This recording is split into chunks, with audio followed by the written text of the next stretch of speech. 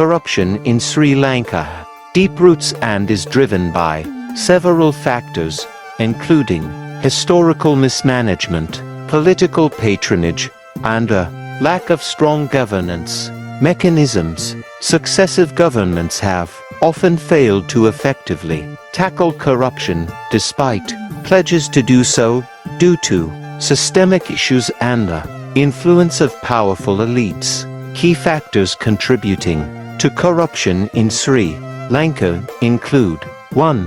Political influence and patronage. Corruption often thrives because politicians and influential figures use their power to protect and support corrupt activities, ensuring that allies and family members benefit from state resources and contracts. 2. Weak enforcement mechanisms.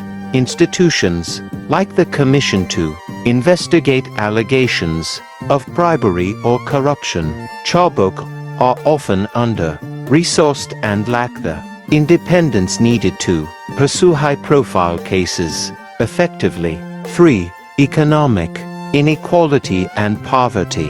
High levels of income disparity and poverty create environments where corruption can flourish, as individuals and officials may resort to corrupt practices to supplement inadequate incomes. 4. Regulatory failures. Corruption is exacerbated by regulatory bodies that fail to enforce laws due to conflicts of interest and inadequate oversight, as seen in cases involving land and development permits being granted inappropriately. 5. Political and economic crises. The recent economic crisis, marked by severe shortages and hyperinflation, has highlighted how corruption at high levels, including embezzlement and mismanagement by political leaders, can cripple a nation's economy and governance.